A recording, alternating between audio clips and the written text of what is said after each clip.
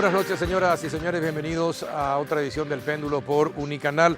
Hoy les proponemos tres temas para el debate. El primero, ¿hay o no hay crisis de seguridad en Paraguay? Luego de todo lo que estuvo pasando en los últimos tiempos, ¿hay o no hay crisis de seguridad? Vamos a hablar con el doctor Humberto Infran, director en el Viceministerio de Seguridad del Ministerio del Interior, y también con Carlos Capurro, exdirector en el Viceministerio de Seguridad del Ministerio del Interior. Son dos personas entendidas en materia de seguridad.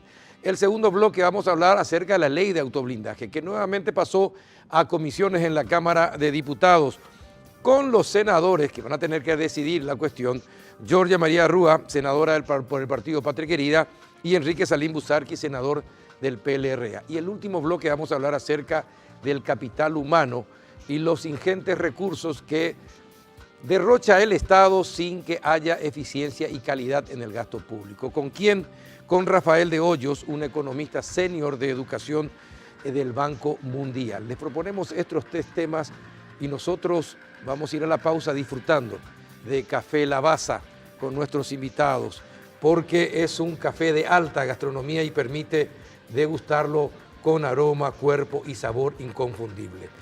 Lo representa en nuestro país Cafépar y distribuye Lavazza, el espresso italiano por excelencia. Vamos a la pausa disfrutando de Lavazza.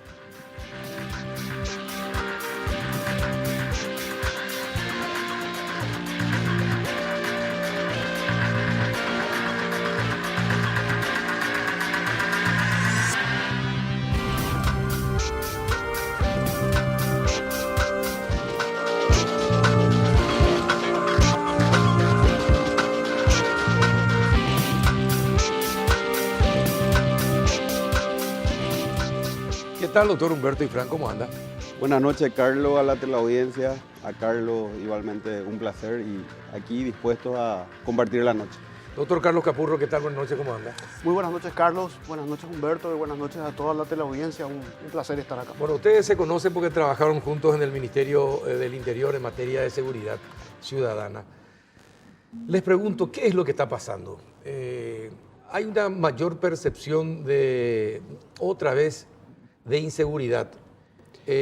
¿Por qué de tanto en tanto crece esa sensación de inseguridad? ¿Ocurren hechos violentos, ocurren hechos inexplicables, como por ejemplo que un capo mafioso líder de una banda de narcotráfico tenga hasta el tupé de exigir una conferencia de prensa y hacerlo por el tiempo que él quiera? Como, no sé, es como burlando lo que tiene que ser seguridad en un país. ¿Qué está pasando? Bueno, básicamente, Carlos, como bien señalaba, el tema de seguridad es una situación dinámica.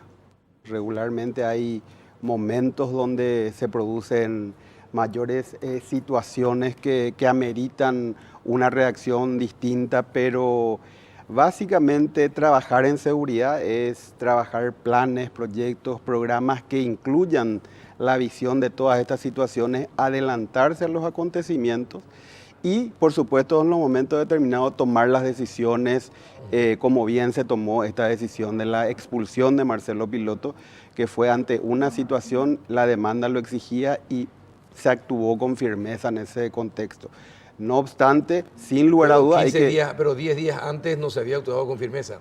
Se le había permitido brindar una conferencia de prensa con todos los canales ávidos de polémicas, y bueno, y por el tiempo que él deseó. Es decir, ¿dónde está la seguridad entonces? Pues, ¿cuál es el criterio que se tiene en materia de seguridad en ese sentido? Bueno, mira, Carlos, yo creo que la cuestión, como bien lo menciona Humberto, es bastante compleja. No es una situación nueva, porque no es la primera, sí, ni es la única, la última situación. Exacto, la última situación a la cual nos vamos a enfrentar. Esto, a mi criterio personal, ¿qué revela? Revela una falta de planificación o una falta de estrategia para enfrentar este tipo de problemas. Y no hablo de una cuestión propia del gobierno actual, del gobierno anterior, sí, o del gobierno anterior al anterior, sino sí, nosotros como Estado. O sea, una falta de estrategia estatal. Es decir, tenemos el problema identificado. Marcelo Piloto o Jarvis Jiménez van a ver y huyeron. Ahora, ¿cómo lidiamos con eso? ¿Qué protocolos tenemos para lidiar con presos de esta peligrosidad o de esta trascendencia? Y una cuestión que a mí en este tema me deja pensando es una pregunta que deberíamos plantearnos como paraguayos y como Estado. ¿Por qué Marcelo Piloto prefiere quedarse en Paraguay antes que ser juzgado en Brasil? ¿Qué ventajas, entre comillas, nosotros estamos ofreciendo al crimen organizado? Bueno, primero vive en un hotel de 5 estrellas, porque la forma de reclusión en la agrupación especializada es como estar en un hotel de 5 estrellas. Lo único que no hace es salir, pero después tiene todo. Tiene compañía femenina, tiene farra, tiene televisión, tiene teléfono celular, tiene bebidas, come, pide lo que quiere. Es decir, bueno, eso no es reclusión. Sí, básicamente tenemos que empezar, Carlos, por el tema de la ausencia de un lugar de máxima seguridad en el país, ¿verdad? O sea, para situaciones o personas con esta característica. Recordemos que la agrupación especializada, más bien la fortaleza que tiene es que tiene un sistema, digamos, comandado por policías en el sentido del control, pero básicamente la estructura o infraestructura no es la que demanda, no es la que demanda. Y ese es un diálogo que sin lugar a duda no podemos decir que a partir de esta experiencia, pero bueno, ocurrió, hay que tomar las acciones correspondientes y como voy en vos señalás y lo acaba de decir Carlos, de repente la planificación o el planeamiento, ¿verdad? Es la demanda actual y hoy hay un planeamiento que se tiene avisorado, se está trabajando básicamente en varias líneas y me gustaría ahí referenciar, tenemos que empezar por el proceso de la validación del dato. Paraguay fue construyendo un proceso de observatorio y un proceso de información, pero sin lugar a duda hay que llegar a los estándares que realmente te permitan ver lo profundo y complejo que es el análisis del comportamiento del delito y la violencia. En ese contexto, esa validación del dato, las Naciones Unidas en la lucha contra el delito y la droga tiene una validación, digamos, internacional para poner esa estandarización. Hoy el Ministerio está trabajando en ese proceso de datos y metadatos que permitan realmente tener esa información absoluta que no solamente se señala en cuanto cuánto, a qué hora, en qué lugar, sino la vinculación, como decía Carlos, en el proceso de la inteligencia. O sea, la inteligencia es adelantarte a ciertas circunstancias a través de la prevención, la disuasión, y realmente comparto, Carlos, el proceso de que es una exigencia hoy. El proceso de los lugares de reclusión de máxima seguridad es una exigencia, hay que trabajar. Claro. Y hay que insistir. El tema es que ustedes estuvieron, usted está en el ministerio, Carlos, estuviste en el ministerio. Bueno, todos sabemos eso. Hace 20 años que repiten todas las autoridades del Ministerio del Interior, de que yo recuerde por lo menos 25 años que estoy en la radio, y repiten lo mismo cada vez que ocurre algo importante, repiten lo mismo. No tenemos cárcel de reclusión, etcétera, etcétera, etcétera. Y hay presupuesto, etcétera, etcétera. Lo simpático y lo llamativo es que los capos mafiosos del narcotráfico o los grandes lavadores de dinero o personas que cometieron crímenes atroces pero que tienen gran poder económico no van a Tacumbú. Y si van a Tacumbú están al lado del portón en los lugares VIP, ¿verdad? Y si no, están en la agrupación especializada, que es un hotel de 5 estrellas para los delincuentes. Entonces, algo pasa. Algo pasa porque ahí yo quiero meter a la justicia. Porque los fallos, ¿por qué la justicia sigue ordenando que jefes narcos vayan a la agrupación especializada o grandes criminales con poder económico vayan a la agrupación especializada y no a Tacumbú, por ejemplo? Vuelvo a lo que te decía, Carlos, o sea, la falta de estrategia, pero déjame profundizar un poquitito en este sentido. Obviamente nosotros podemos tener en los papeles la mejor estrategia diseñada y la más digna de profesores de Harvard. Ahora, bajar esa estrategia a la realidad, uno choca con un montón de cuestiones. Choca con, por ejemplo, con la corrupción. Sí. La corrupción es básico. Lo que vos estás diciendo es resultado directo de la corrupción. O sea, es decir, ¿por qué un capo narco puede comprar y tener acceso a esos lugares? Y ahí tenemos que mirarnos un poquitito y ver dónde estamos parados. O sea, tenemos una policía que lastimosamente no gana como a todos nos gustaría que gane o que se reconozca su trabajo. Eso, sumado a la dosis de poder que tiene, facilita una corrupción. Entonces vos tenés ahí la oferta y la demanda para la corrupción, ¿verdad? Sí. Entonces, rescato el tema de nosotros tendríamos que dejar de trabajar con parches, porque esa es la realidad, vivimos trabajando con parches, o sea, donde hace agua ponemos un parche y de ese agujero saltamos al siguiente. Entonces, mientras no tengamos una estrategia, en Paraguay en seguridad tenemos básicamente 3 problemas. Tenemos la cuestión de la insurgencia, que es el tema conocido del EPP, el crimen organizado transnacional, y tenemos la cuestión relativa a seguridad ciudadana. Nosotros tenemos, de los 3 temas, tenemos una sola estrategia, que es la de seguridad ciudadana, que es del 2013, ya vencía que venció en el 2016, tengo entendido. Ahora, con 2 grandes problemas, con un país donde tenemos un Estado débil, una desigualdad económica galopante y una falta de educación extendida por la mayoría de la población, son el caldo de cultivo ideal para estos 3 problemas. Pero no tenemos una estrategia para remediarla. Y tampoco liderazgo. Y tampoco líderes. Yo creo que en el tema de la corrupción, Carlos, y vincular directamente al tema de los estándares salariales de la policía, realmente hoy se está trabajando, por ejemplo, el proceso de otorgar bienestar al policía. No solamente un proceso de ver su sueldo o lo que está persiguiendo, porque si uno hace un análisis general, ¿por qué uno tendría que luchar porque su hijo tenga educación? Entonces, lo que se está viendo actualmente en el ministerio es otorgar ese proceso donde el policía se sienta parte y quiera realmente preservar esos beneficios que se le da. Entonces, es un trabajo realmente desafiante. Sí, pero ustedes son abogados. Ustedes son abogados, pero hay una pata que no quieren, no sé por qué no quieren mencionar. Hay que sancionar implacablemente al policía corrupto. Sin lugar a duda. Al policía corrupto.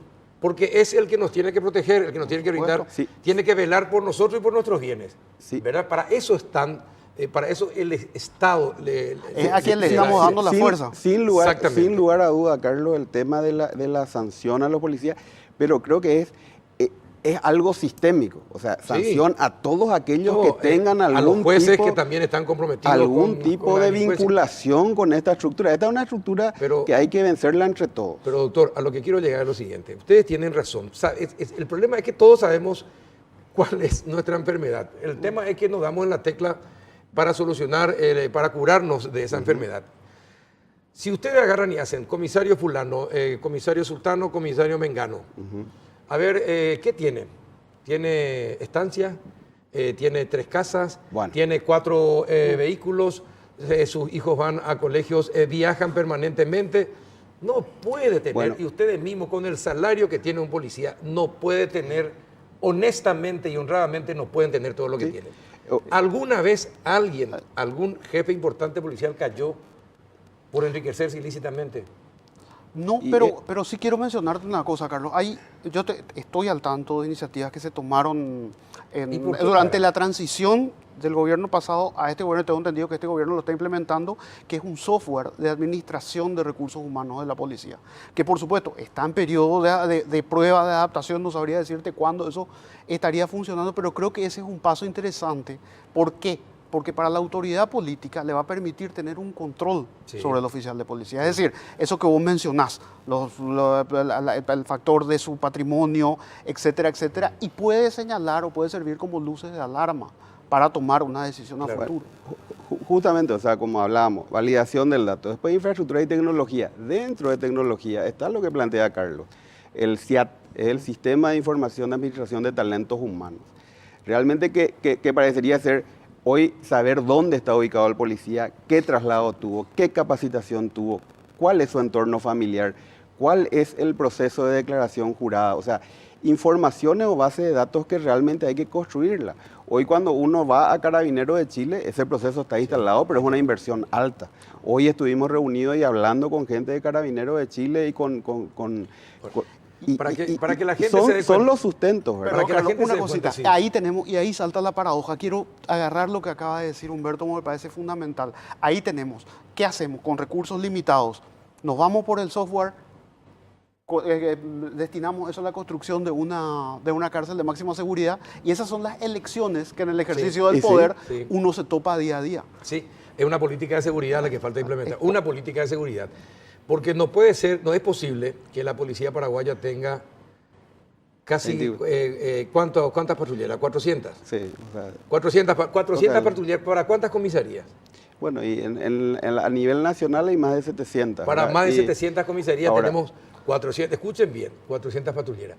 ¿Cuántos chalecos de bala? 350 chalecos. Claro. ¿Para cuántos policías? Y estamos alrededor... 24. 24.000, pero ahí hay que hacer una disquisición. Por eso el proceso de la administración del talento Perfecto, es importante. 24.000 policías. ¿Cuántos son administrativos? No, y operativos están entre 13.000 en operativos. La mitad. Sí. Y eso tenés que dividir en 2 turnos. En 2 turnos, que son 6.500. Claro, ya quedan 6.500 nomás por eso, turno. Carlos, creo que estás tocando una cuestión y yo no diría tanto hoy que no existe la estrategia como tal. Lo que pasa más bien es el proceso de prioridades que hay que ir mostrando y ejecutando. En el contexto, por ejemplo, de decir, hoy tenemos a lo mejor pocos policías o la demanda ciudadana por lo menos exige a lo mejor mayor cantidad, pero también hemos apostado a que la educación sea más sostenible. Es decir, 4 años, o sea, recién a partir del año pasado empezó a haber promociones por año nuevamente. El colegio de suboficiales está por 2 años, pero ahora se está evaluando justamente todo el proceso de la malla curricular de vuelta e insistir con la premisa del aprender haciendo, o sea, que la educación sea realmente de práctica en un 70% y de la teoría el 30%. Es decir, hay que buscar las habilidades dentro del esquema del sistema de educación policial. Todo ese proceso está en la estructura. Hoy hay otra de las líneas que está trabajando, como dije, infraestructura, tecnología. Otra es la profesionalización del talento humano, que es lo que estoy señalando. El psicológico se incluyó ya también. Se incluyó y hoy en día inclusive queremos ver un tema que creo que conoces, es la transversalización también de los derechos humanos, ¿verdad? No solamente por una cuestión de ser una policía que no actúa o que no usa realmente es por la cantidad de procesos de violencia intrafamiliar, por ejemplo, que se tiene como realidad del delito coloquial y diario. Entonces son varias sumas, la estrategia se está trabajando, pero ahí yo apuesto y creo que sí, es el sistema del orden de prioridades. Eso muchas veces, la urgencia muchas veces hace que eso suplante a lo necesario. Entonces, realmente hay una estructura que se fue construyendo de mucho. Hoy Paraguay tiene la posibilidad de sentarse y hablar directamente también con datos.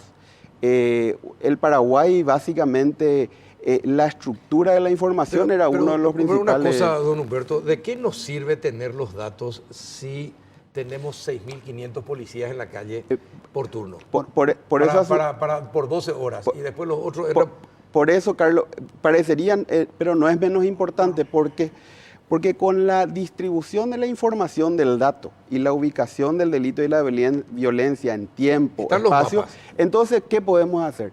Realmente lo que se tiene ideado es empezar a hacer el proceso de la distribución de turnos, no ya como algo estático y definido, decir 24, 48, sino empezar a trabajar realmente conforme a las necesidades que te presenta el mapa. Claro. Ahí la información es fundamental para empezar a trabajar justamente en lo que se denomina la gestión por resultado, también en el tema de seguridad. Es fundamental poner indicadores de 3 niveles de gestión que tiene que ver cómo está realmente funcionando el sistema policial. El de resultado que debe ver, yo me propuse esto y a cuánto llegué. Hay que disminuir esa brecha entre el diagnóstico, que como vos decís, se tiene la información, y a lo que queremos llegar realmente, ¿verdad? Y el último, el de impacto, que realmente ya no lo va a medir la policía, sino es al nivel de la ciudadanía y que puede ser de primero o segundo grado. Yo creo que, Carlos, resaltando también lo que acaba de decir Humberto, creo que Uno de los aciertos más grandes fue la implementación del Observatorio Nacional de la Seguridad y la Convivencia Ciudadana. ¿En qué sentido esos datos son importantes? Esos datos permiten optimizar el uso de los recursos. Tenemos pocos recursos, es una realidad y estoy seguro de que vamos a terminar los próximos 5 años con pocos recursos, porque es la norma acá lastimosamente. Ahora, esos datos permiten el uso racional e inteligente de las fuerzas. Es decir, esos datos a mí me muestran dónde yo necesito priorizar o dónde puedo aflojar un poco para reforzar otra parte. Ahí yo recalco la importancia de los datos. De los datos sí, sin duda que porque son finalmente como un servicio de inteligencia que tenés disponibles datos para saber cómo tenés que actuar y planificar. Pero de los, 13.000 operativos, 6.500 por turno básicamente. ¿Cuántos de esos, cuántos policías están a cargo de autoridades nacionales, custodian autoridades nacionales? Sin reírse pueden entender. No, y básicamente acá no me arriesgaría a darte el número preciso, ¿verdad? Porque hubo también ya una tratativa, pero básicamente, Carlos, y insisto, ¿verdad? O sea, ese es un diálogo iniciado que también se tuvo en la administración anterior. Sí, siempre, desde siempre. Pero básicamente yo sostendría lo siguiente. Cuando realmente ese proceso participe también de la ciudadanía en el proceso del delito, de la lucha contra el delito de la violencia, va a empezar a disminuir también ese sistema. Porque hoy, por ejemplo, en la Policía Nacional, no sé si vos tenés conocimiento del sistema de información policial, el sistema Marandú, ¿verdad? El recibir la denuncia. Hoy eso es lo que está dando el mejor mapeo y la realidad. Y hay que empezar a felicitar a la comisaría que la utilizan. No como antes se bregaba por sancionar cuando aumentaba el delito. Pero vos sos muy hábil, don Humberto. No me contestaste la pregunta que yo te ¿cuántos son cuántos policías están a cargo de autoridades y no están dependiendo de la ciudadanía? No, en realidad, ¿cuánto aproximadamente? En realidad, Carlos, no querría arriesgar, como te digo, en el sentido de que no sé en este momento exactamente. Mañana sí, es decir, con precisión me gustaría. Estos 13.000 hay que restar esa cantidad, ¿no? Que está a cargo, que custodia las autoridades. Claro, eso sí, sin lugar a dudas. Sin lugar a dudas. Ese es un proceso y... Ahora, se fue Marcelo Piloto, Jarvis Pavón ya no está, Rafat ya falleció, pero estos lugares son ocupados por nuevos integrantes del crimen organizado. ¿Cómo hay que prepararnos después de esto? ¿Cómo tenemos que prepararnos? ¿Qué es lo que tenemos que hacer? Es decir, el Ministerio del Interior tiene una política de preparación para saber qué es lo que se viene. Y básicamente, Carlos, ahí es el proceso fuerte de inteligencia, ¿verdad? O sea, sumado a ese esquema de la información, trabajar en inteligencia. El Ministerio del Interior tiene una dirección de inteligencia, la Policía Nacional tiene lo que se denomina... el servicio de inteligencia. Básicamente, Carlos, mucha información, muchas cuestiones fueron prevenidas en general en cuestiones. Mismo temas antes de lo que ocurrió. A pesar de la corrupción policial interna. A pesar de la corrupción, mismo el tema antes de Piloto, tuvimos 2 o 3 eventos que se pudieron, digamos, parar.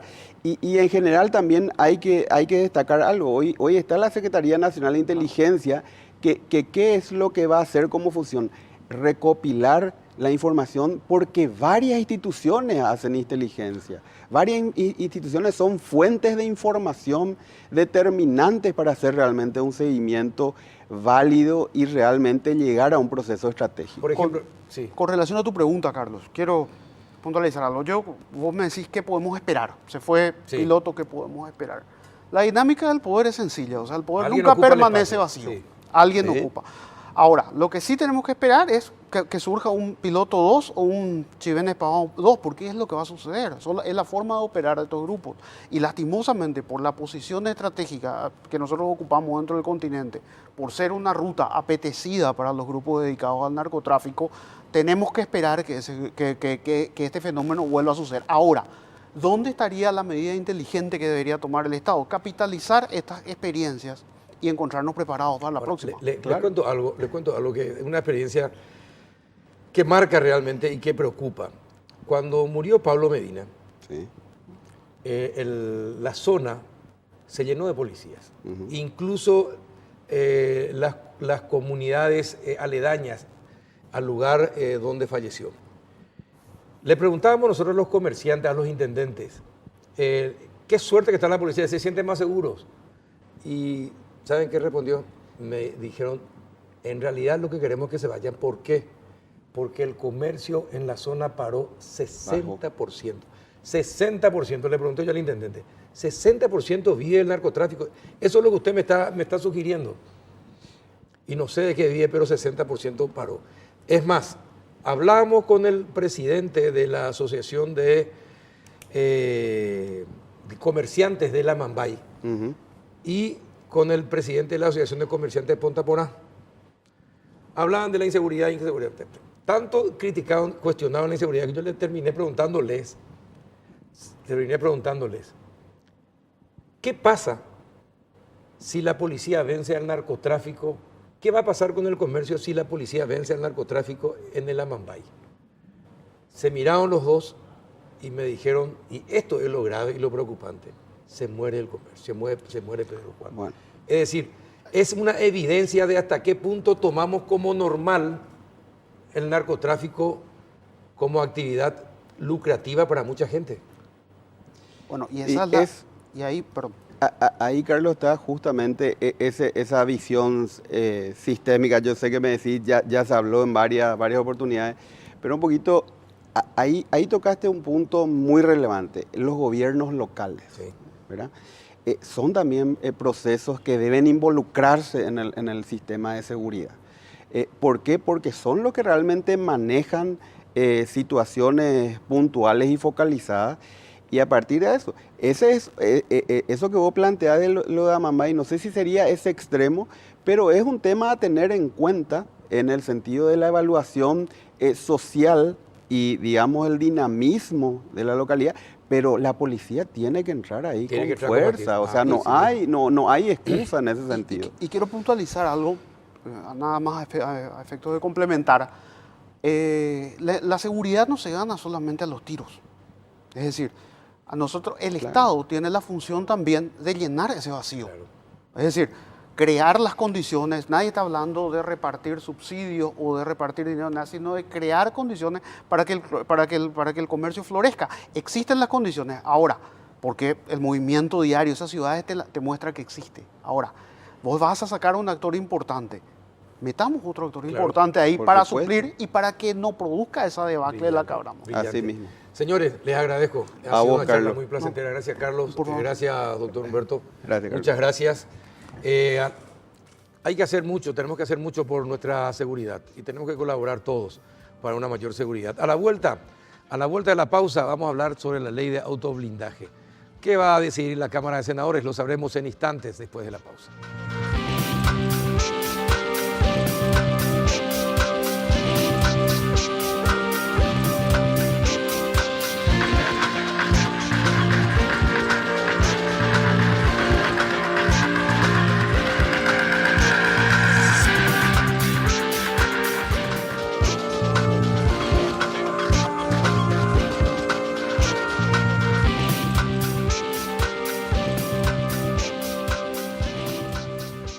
¿Qué tal, senadora Georgia Rúa? ¿Cómo anda? Buenas noches. Buenas noches, Carlos. Es un gusto estar acá. Gracias por venir, muchas gracias.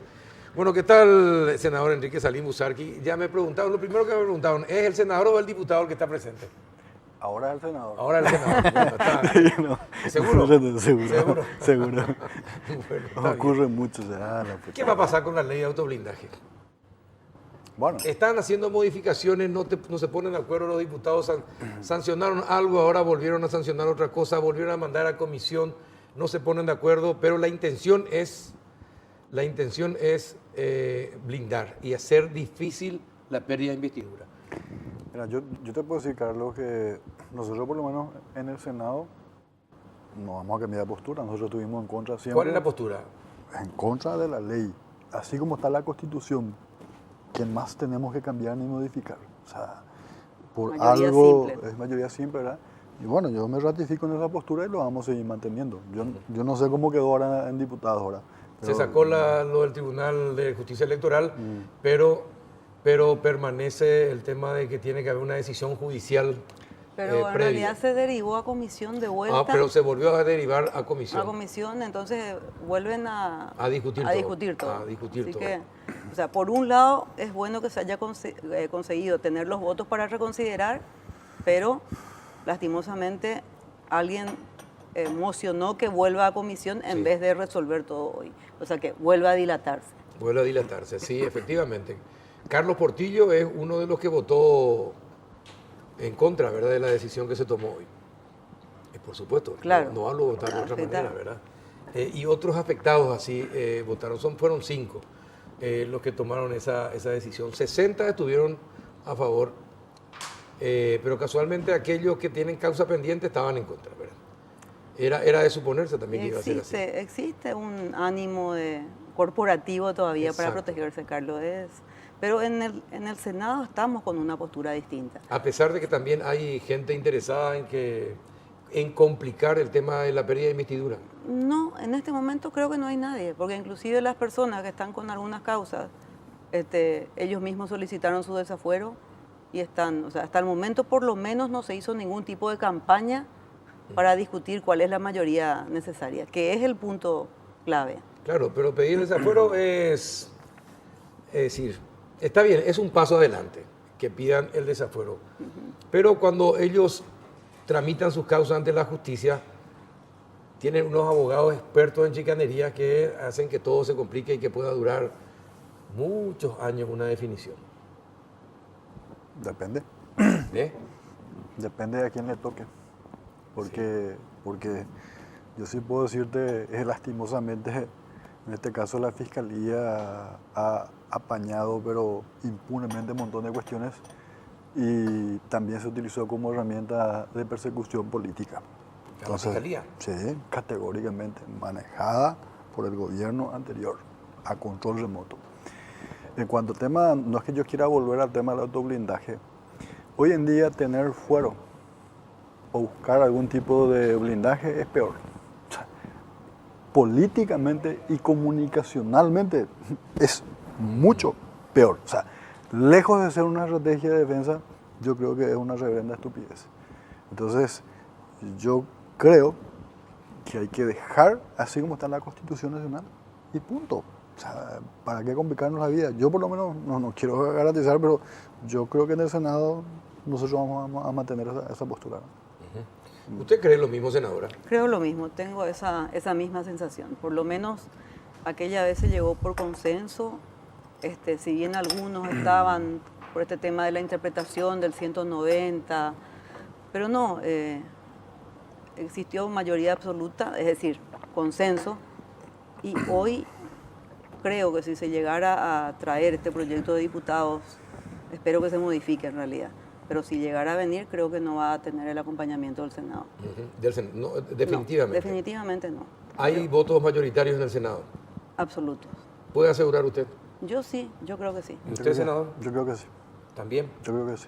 Es una cuestión que se discutió mucho, Carlos. Sí. Se discutió mucho y se consensuó, porque inclusive había posturas dispares, pero posturas dispares basadas en cuestiones jurídicas. No era así por la intención de protegerse, sino que discusiones de fundamentaciones jurídicas, porque vos sabés que hay un libro escrito, y bueno, entonces esa era la discusión, pero sin embargo acabó ganando la postura de que tiene que ser una mayoría como estipula el 185.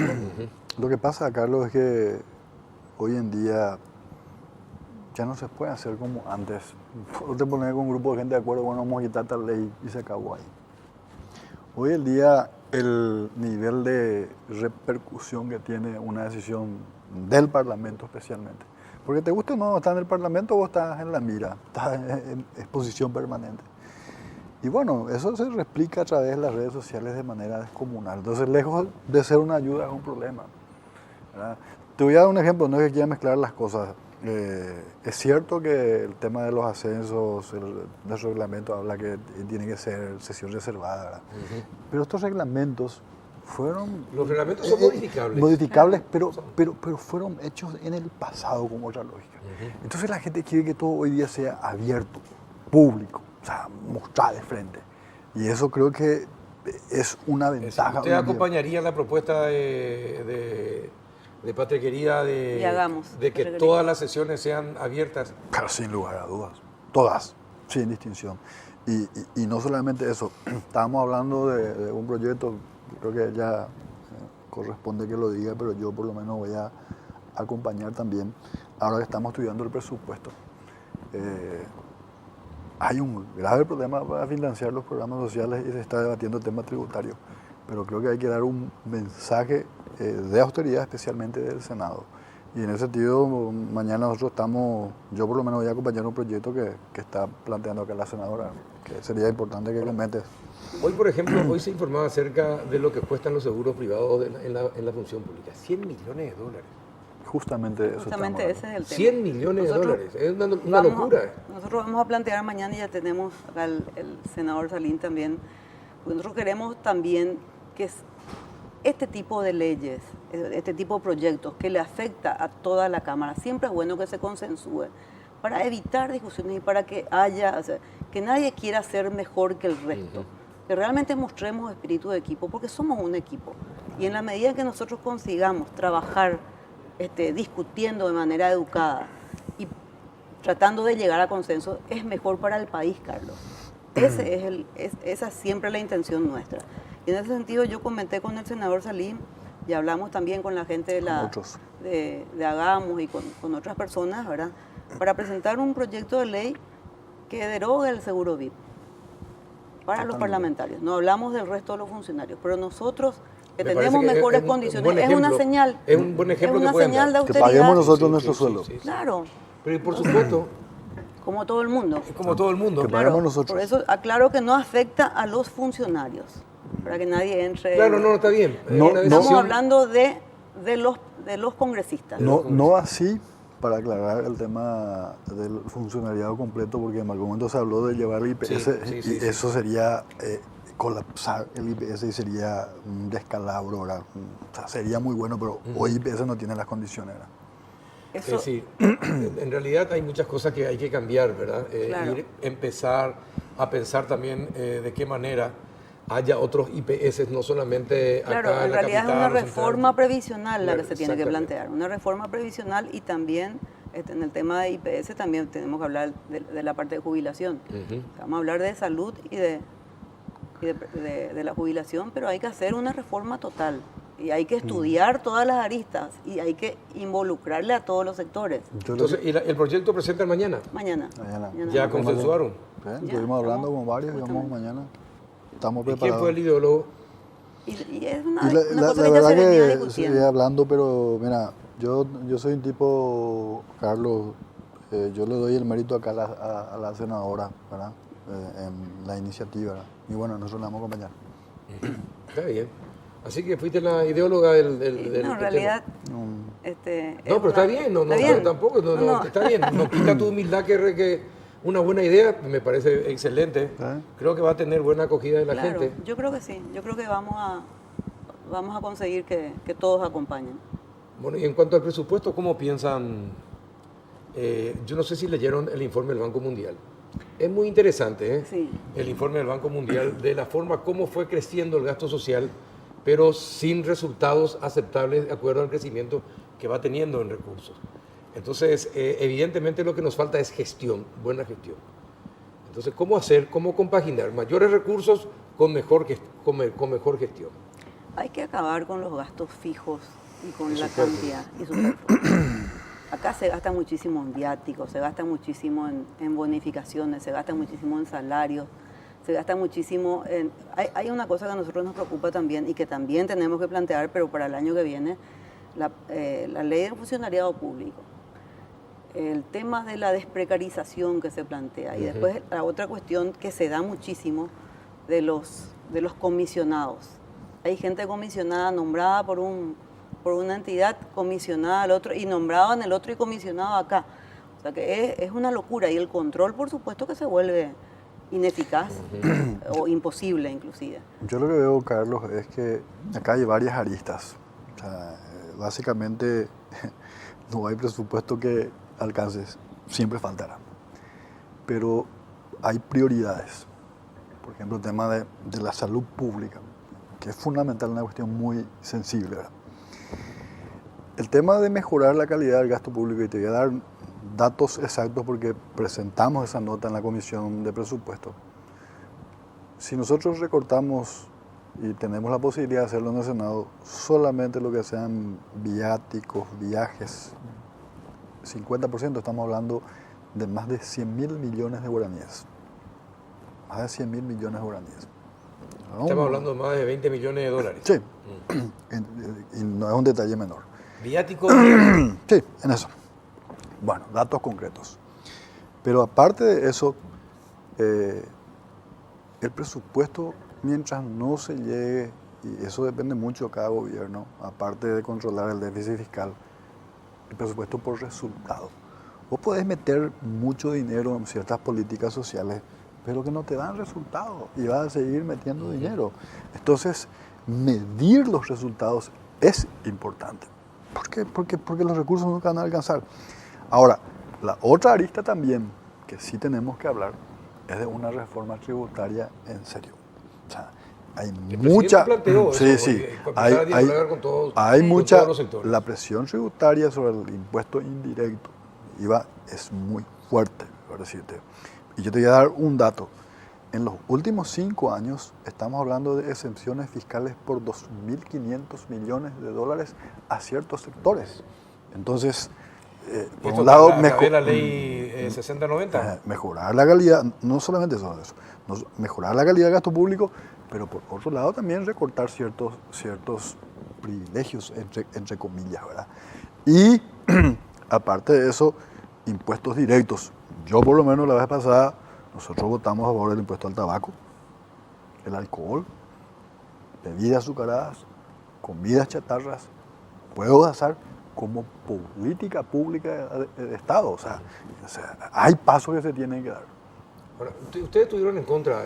No estamos en contra, Carlos. Nosotros votamos por la postergación porque entendimos, o sea, que se conversó con el ministro de Hacienda y ellos tienen un paquete que quieren plantear. Y nosotros creemos, estos proyectos que ya están planteados con algunos vicios que nosotros vemos, y creemos que hay que mejorar no solamente la recaudación, hay que mejorar, hay que evitar la evasión y hay que controlar, o sea, volver a ver qué cosas, ampliar la base, pero también las deducciones.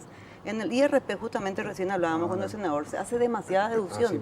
Y al final, el que paga IRP, que teóricamente es el más rico, acaba pagando mucho menos que el que paga IVA o el que tiene impuestos indirectos. Entonces, nosotros tenemos que hacer un análisis un poco más profundo. Por eso planteamos que se conforme una comisión que esté integrada por todas las bancadas, que trabajemos con Hacienda y que trabajemos con todos los gremios, que se involucra a la gente y que durante este tiempo inclusive de ferias, de descanso, de vacaciones, trabajemos en eso, de manera que el 21 de marzo, porque se planteó, tenemos fecha, para el 21 de marzo tenemos que presentar eso. Sí. Y nosotros nos hicimos y hacemos la promesa que para esa fecha vamos a tener, por lo menos de nuestra bancada, la propuesta estudiada, ¿verdad? Disculpame que te interrumpa, sí. Tiene mucho que ver con lo que estamos hablando. Dicho sea de paso, mañana a las 8 de la mañana también se presenta un paquete de 13 leyes, paquete... El presidente presenta. Por el tema del lavado de dinero, la evasión, o sea, el lavado de dinero, la evasión, toda la ruta del narcotráfico, o sea, todo tiene paquete que ver con todo acá, o sea, mientras la economía funcione en gris, como algunos dicen, uno no tenés ningún control, ni sobre ese tema tributario, el lavado de dinero. Los bancos en Paraguay, si nosotros llegamos a entrar en la lista negra, el próximo año, hermano querido, va a tener un impacto económico muy negativo. Elaborar la lista, vamos a ver si aparecemos. Pero hablando de vacaciones, me acaban de dar una idea y les propongo a ustedes para ser proyectistas. Sí. Eliminen los 3 meses y que vacaciones un mes nomás, como cualquier ciudadano. No importa. Hagan un gesto, hagan como un gesto. Carlos, se puede hacer una enmienda. Carlos, se puede hacer una enmienda, pero hagan una enmienda. Nosotros lo que queremos es plantear, terminar la reforma. Por un lado. Claro, está la comisión permanente que sí trabaja, ¿verdad? Que sí se queda. Pero aparte, nosotros queremos terminar con la reforma electoral y plantear la constituyente. Sí, está bien, pero incluyan esto de las vacaciones, por favor. No, sí. yo estoy... A mí me sorprendió, mira, a Sinceramente, pesar de mucho. que soy abogada, yo estoy acostumbrada y que teóricamente conozco la Constitución, pero nunca me había percatado que es tan largo el periodo de vacaciones que tienen los parlamentarios.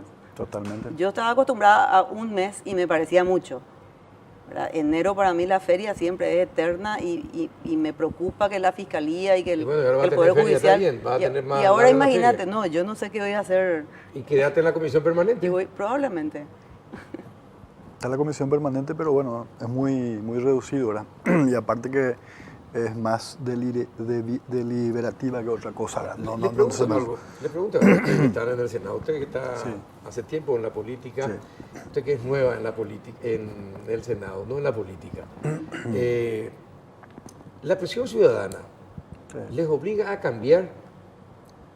Claro que ¿O sí. no? Sí, Pues claro sí, que sí, sí. sí. ¿Les obliga a cambiar? A mí me encanta la Sin lugar a participación dudas. de la gente.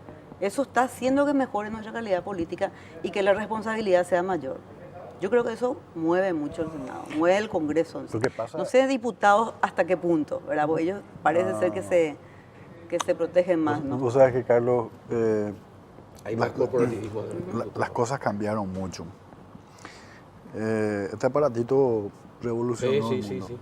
Vos antes te ibas a una reunión y la política era vertical. El líder fulano te recibía, no sé, en tal parte, y era el que llevaba la información y la gente se iba a la reunión a escuchar. Ahora la gente te escribe, te llama, te dice, ¿por qué votaste por tal proyecto de esta forma? O sea, Te hace es llegar su totalmente proyecto. diferente. Sí, Entonces, yo sueño con que los partidos asuman un compromiso con la gente, porque están perdiendo. Los partidos tienden a desaparecer si no cambian sustancialmente su comportamiento. ¿Cierto? ¿Verdad?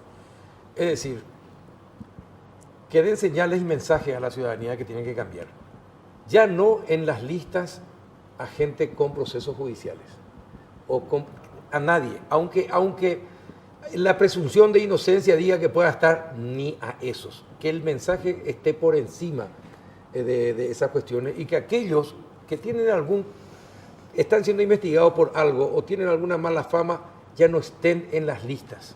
Y partidos así. Sueño ¿verdad? que los partidos sean, yo me refiero a los partidos tradicionales, los grandes, ¿verdad? Que tengan ese tipo de comportamiento.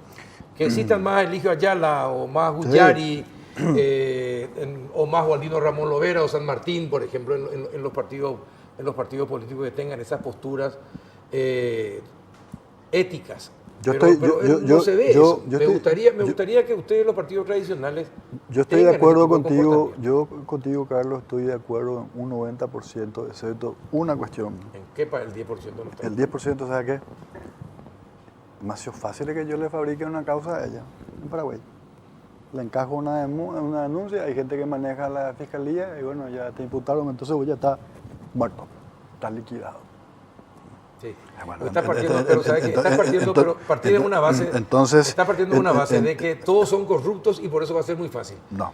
Ella, la gente le conoce a ella. Sí, por O supuesto. la gente te conoce a vos. Sí, ¿verdad? claro. Y si ustedes siempre tuvieron una actuación honesta, Sí. te pueden inventar lo que quieran que la gente no haga. No. Yo te voy a decir una cosa, Carlos. Una cosa que vos seas honesto y otra cosa que los medios te instalen un tema. ¿Quién te da el derecho a la defensa y la réplica? Vos sos periodista, ¿verdad? Sí. Y yo te puedo dar ejemplos de gente intachables que... no sé, te voy a dar un nombre. Don Francisco Rivas Almada, un gran señor. A él le imputaron.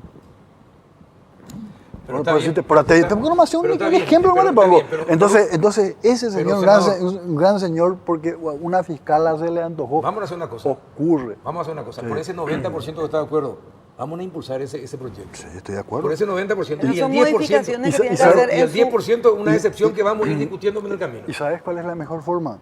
Hay 33 leyes ahora en la Comisión Especial sobre el tema de reforma electoral, entre ellos el desbloqueo, entre ellos el voto automático, entre ellos otras cuestiones.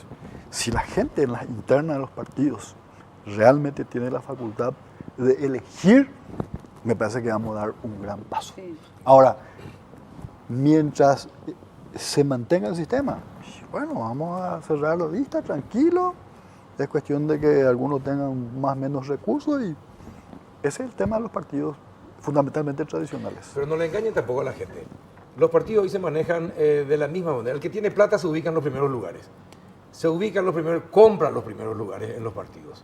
Pero para Depende. eso hay que hacer la reforma. Depende. Si nosotros hacemos el desbloqueo de las listas cerradas, no importa quién esté en el primer lugar. No, lo que quiero llegar, no importa si Entonces, es lista cerrada o desbloqueo. El que tiene plata, no va a ser así. el que tiene Yo plata te va puedo a asegurar que Carlos, no es así. Carlos, eso es Carlos, hoy- la plata en la política.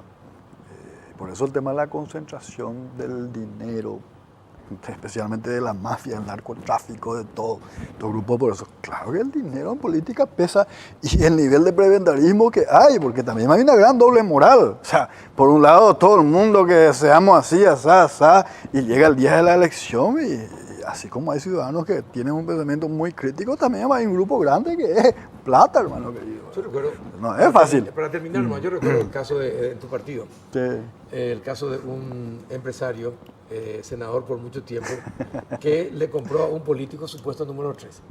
Y el político se pasó al número 10. Igual ingresó y viajó con nosotros a China y compañía, pero así eso se va a compra. terminar, Carlos.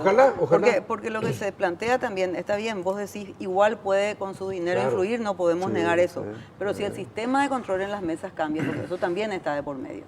El Ahí- sistema de ahí control es va a fundamental. cambiar, vamos a Sí. utilizar el voto electrónico, vamos a utilizar el reconocimiento entonces con la huella digital ya no se puede cambiar, no van a votar los muertos. Ujú. Ojalá. Entonces hay un montón de cosas que pueden cambiar y es un todo. Está bien. Senador. Cree un poquito más. No, yo creo. Gracias por venir, senador. Ok. Muchas gracias. Senador, Carlos, muchas gracias gracias a por venir vos. también. Gracias por la invitación. A la vuelta, les pido, si tienen tiempo y llegan a sus casas rápido, vean lo que dice Rafael de Hoyos, el economista, sobre la forma como gastamos el dinero. Les sugiero que vean. Él es colombiano. imperdible. A la vuelta de la pausa.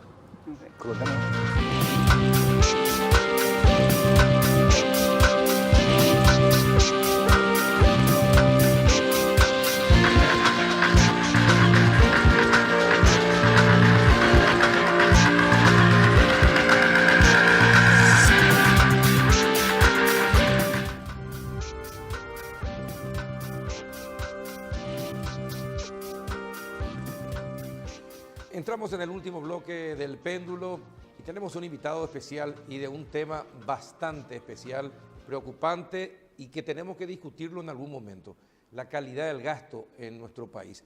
Para eso está invitado Rafael Hoyos, él es economista senior de la Unidad de Educación para América Latina y el Caribe del Banco Mundial, es mexicano y es un placer escucharlo. Cuando ustedes empiezan a escuchar su tono, van a escuchar que es un placer realmente tenerlo acá. Rafael, ¿qué tal? ¿Cómo estás? Muy bien, muchas gracias por la invitación. Bienvenido de nuevo, ya habíamos estado juntos, así que bienvenido a Paraguay. Muchas gracias, un placer estar contigo. Esto es un paso pasajero por Paraguay. ¿Qué venías a hacer a Paraguay?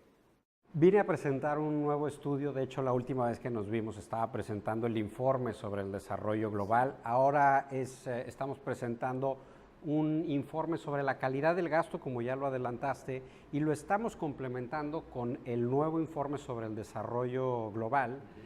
Y este nuevo informe, el 2019, habla sobre la importancia que tiene el capital humano para determinar la riqueza de las naciones. Y de hecho comienza el informe hablando de 3 insumos importantes detrás de la riqueza de las naciones y explican por qué algunos países son pobres, otros países son ricos.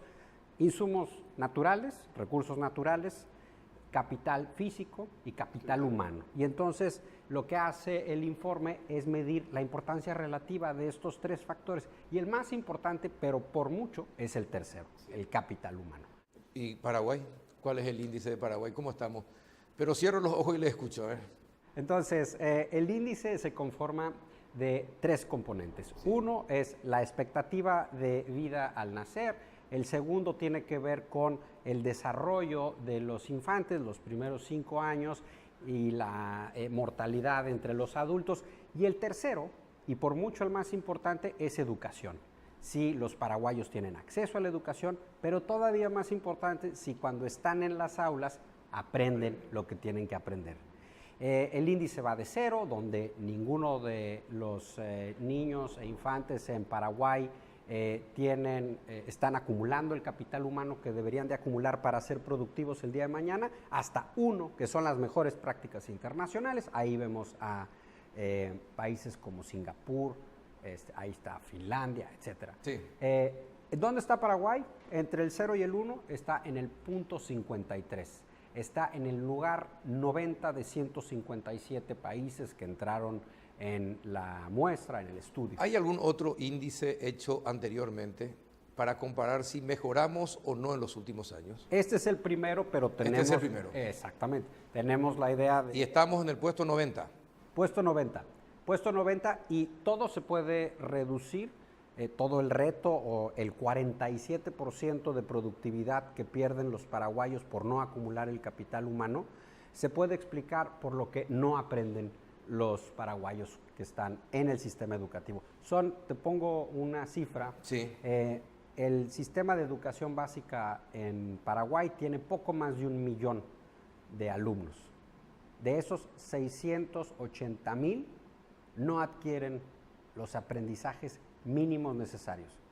No comprenden textos, no utilizan operaciones matemáticas básicas para resolver problemas cotidianos, y esto claramente se va a manifestar el día de mañana en una menor productividad, en una menor reducción de la pobreza, en una perpetuación de la desigualdad. ¿Por qué? Porque los 680,000 niños pues no están distribuidos a lo largo y ancho de la distribución del ingreso, sino que hay más sesgo hacia los pobres. Mire, es común, en este país es muy común que cuando los paraguayos preparamos un informe, no nos toman en serio.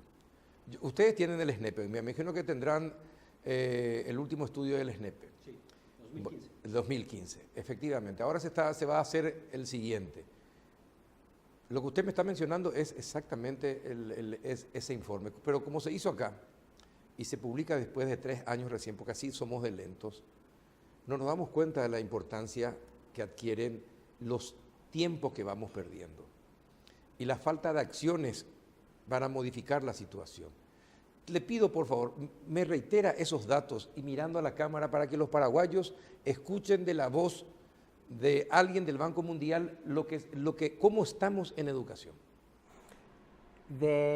El potencial de productividad asociado a la acumulación de capital humano, Paraguay pierde hoy el 47%, o sea, los niños paraguayos pierden el 47% de la productividad potencial debido a su falta de aprendizajes. 7 de cada 10 paraguayos escolarizados no adquieren las habilidades mínimas necesarias.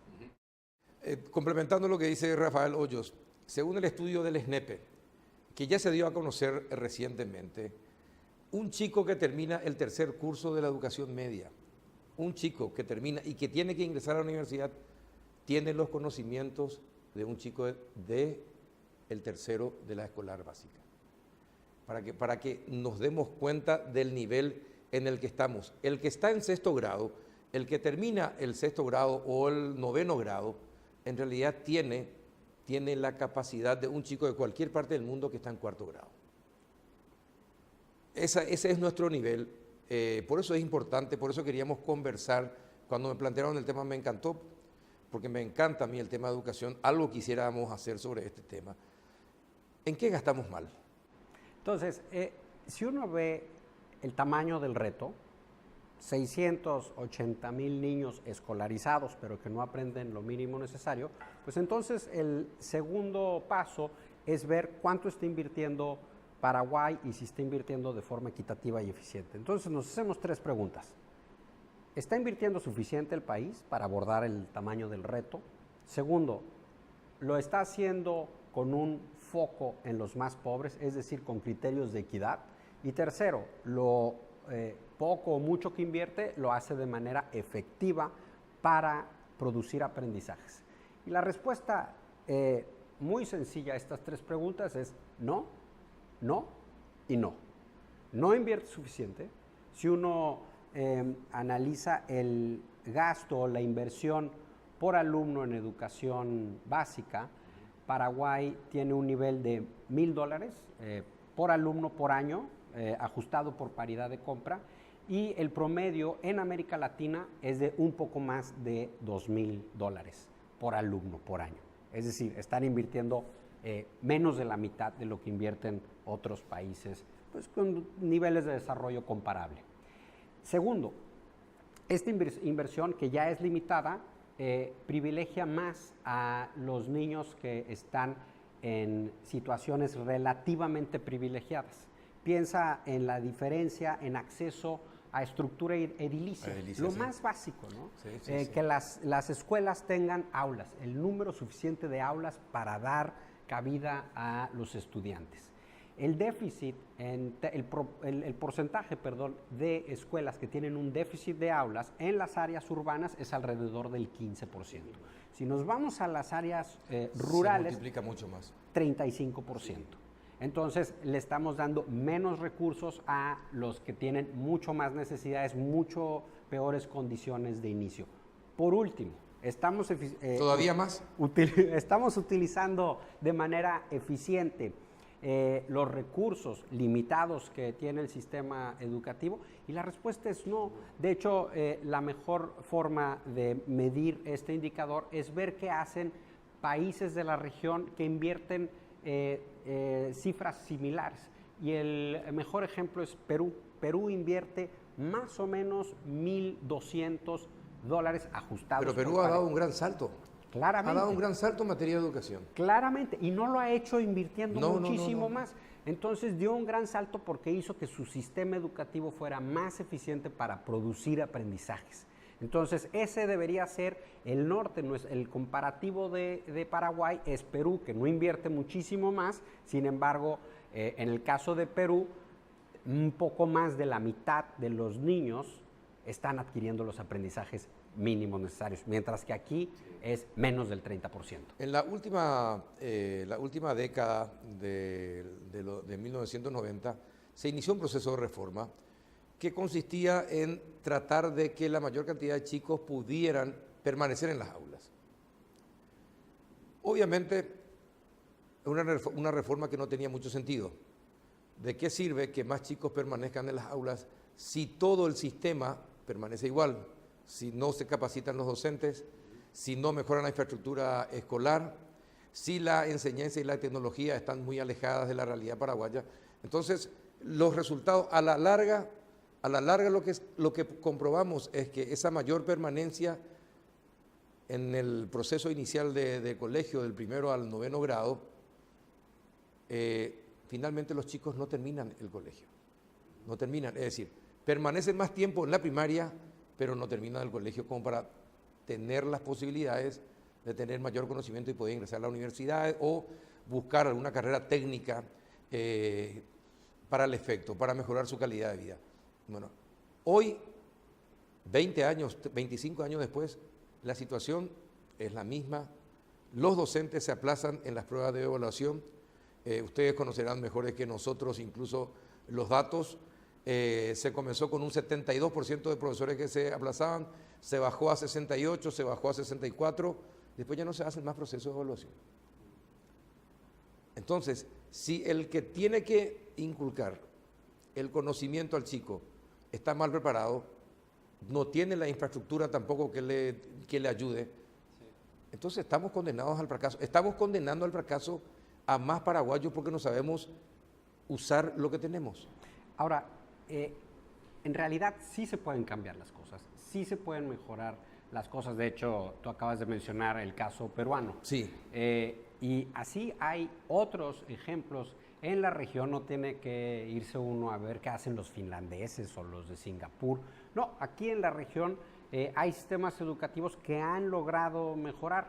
Por ejemplo, el caso de Brasil es muy emblemático porque el estado de Ceará, el municipio de Sobral en el estado de Ceará, es de los que tiene los mejores resultados, a pesar de que invierten relativamente poco, porque es un estado relativamente pobre. Pequeño, sí. ¿Y qué han hecho ¿Qué hicieron de diferente? ¿Qué hicieron diferente? Bueno, hicieron cosas muy sencillas para aumentar en el corto plazo y sin aumentar el número la cantidad de recursos, para aumentar los aprendizajes. Agarraron su prueba estandarizada, que es el equivalente del SNEPE, hicieron un ranking, identificaron a las escuelas con peores desempeños y a esas escuelas, al 40%, al 30% con peores desempeños, le proveyeron asistencia técnica para que puedan identificar las áreas del currículum en donde están los verdaderos cuellos de botella, que las pruebas estandarizadas están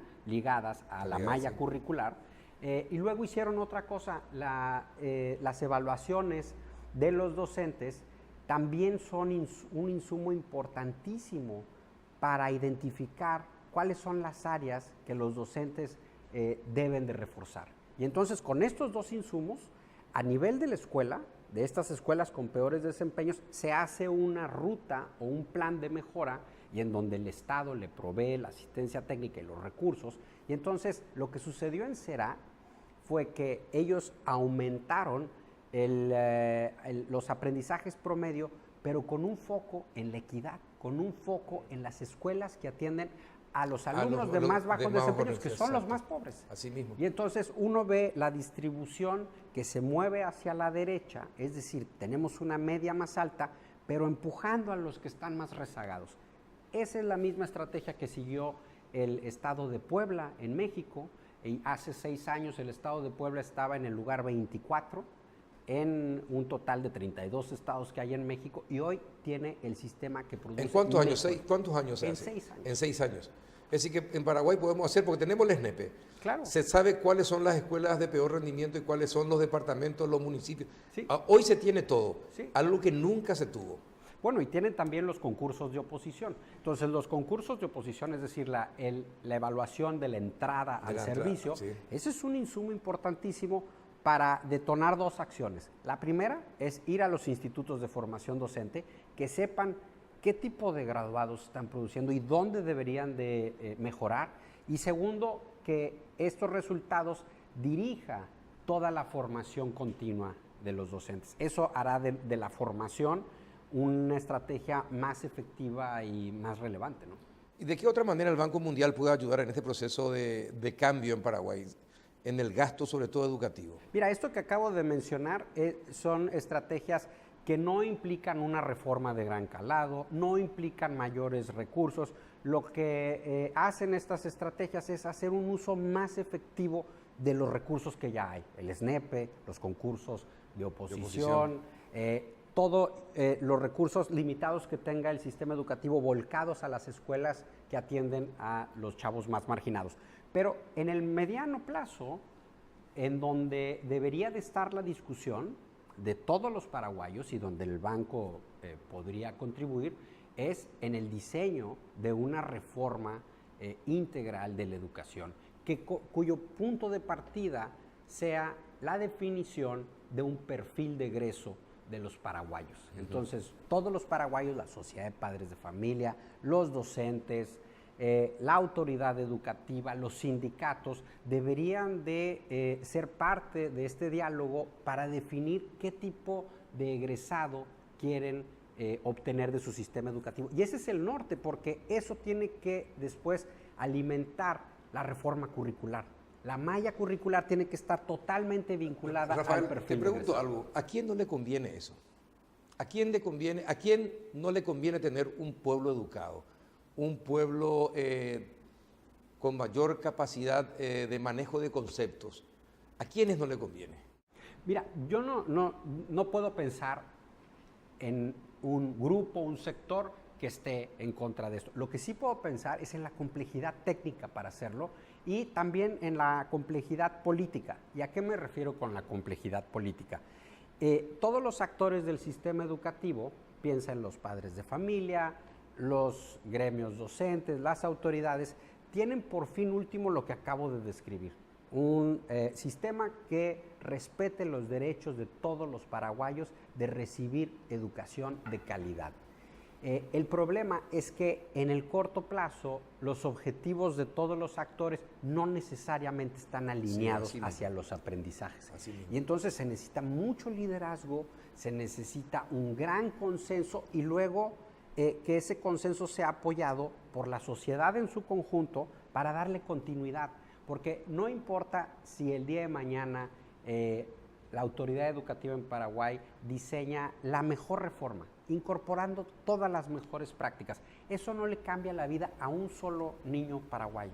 Lo que necesitamos es que esta reforma, la reforma con el diseño pertinente para el contexto paraguayo, alcance a todos los niños en el país y que alcance continuidad.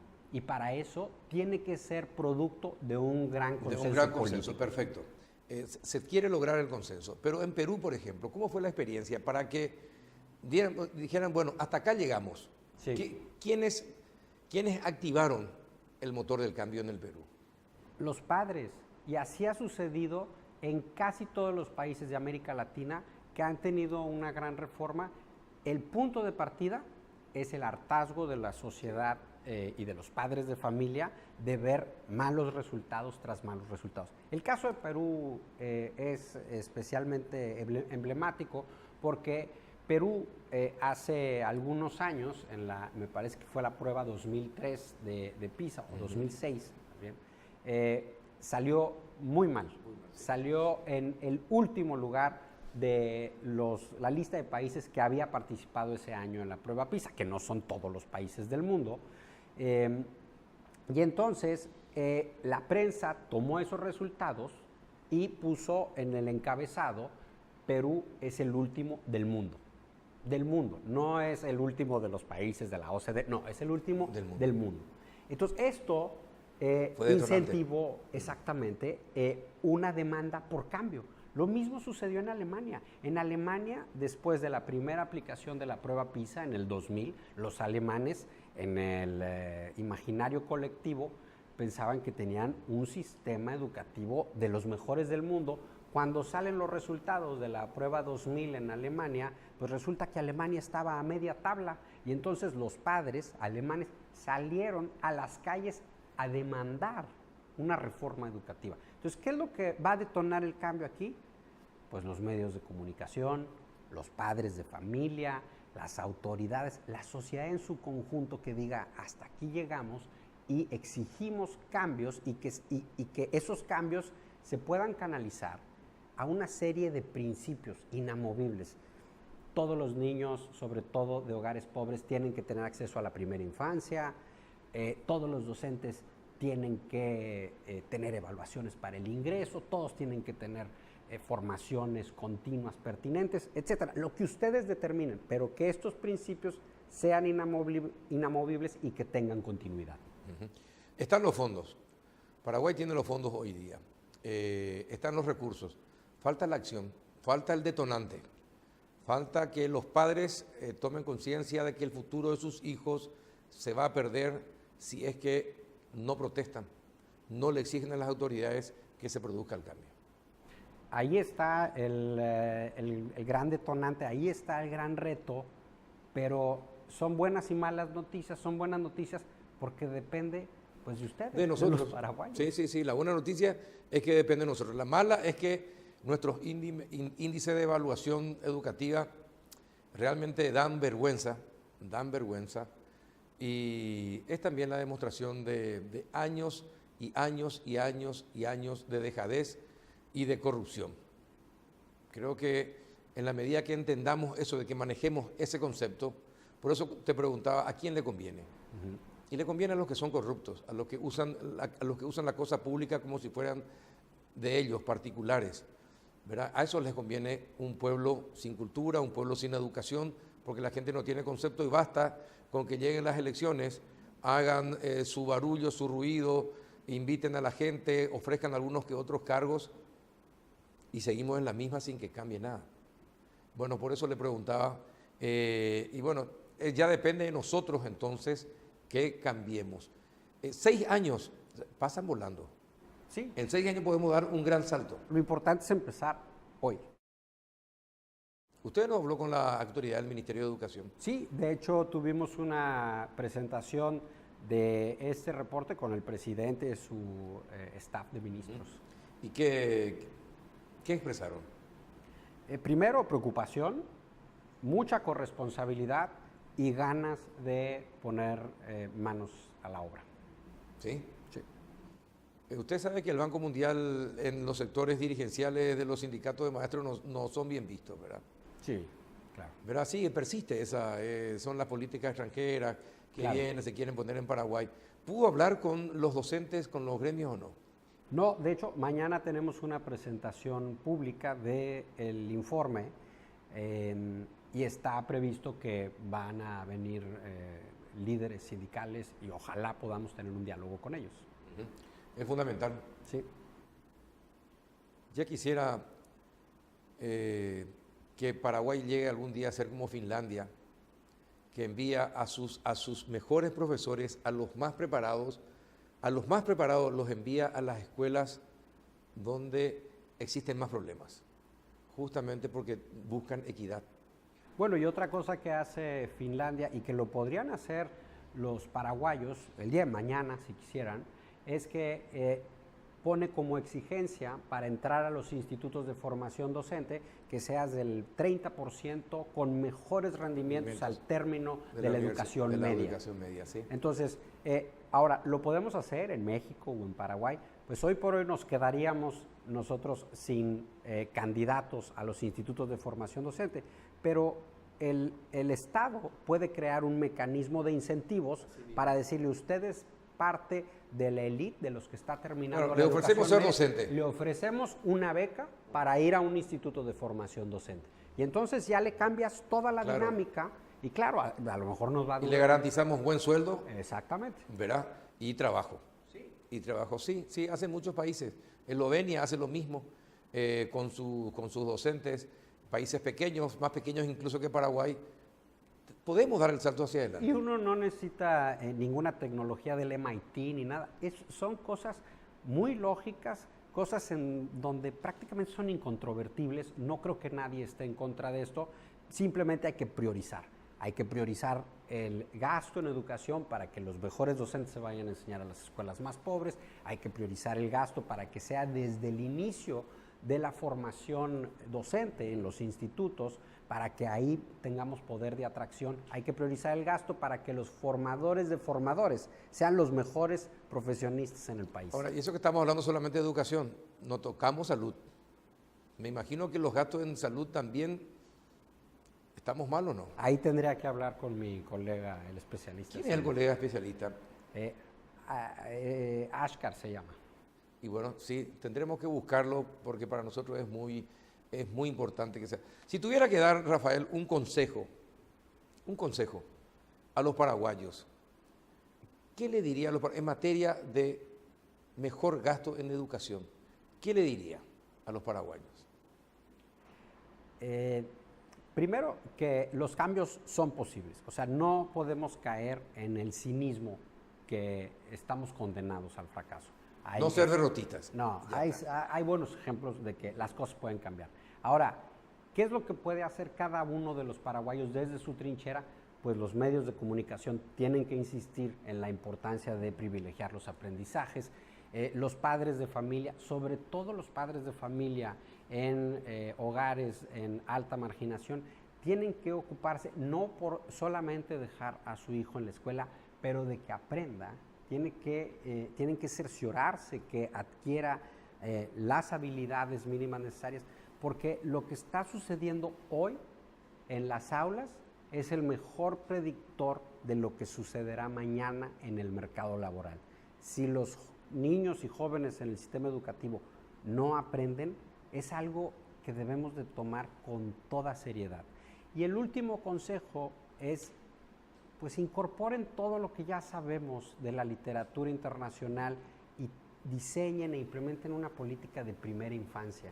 Esos primeros mil días, sí. La verdad es que determinan toda la trayectoria educativa, laboral, las políticas que se implementan en la primaria son inefectivas comparadas con las intervenciones en la primera infancia. Totalmente, sí, tiene toda la razón del mundo. Empezamos a notar la importancia de la primera infancia y se están haciendo gastos en ese sentido, pero tenemos que apurar. El mundo no nos espera y tenemos que poner de nuestra parte. Rafael, muchísimas gracias por alertarnos de nuestra realidad y ojalá que este sea otro encuentro más de los tantos que podamos tener en el transcurso del tiempo peleando por la educación. Ojalá que sí. Muchísimas gracias. Muchas gracias. Señores padres, ustedes le escucharon, un experto en educación.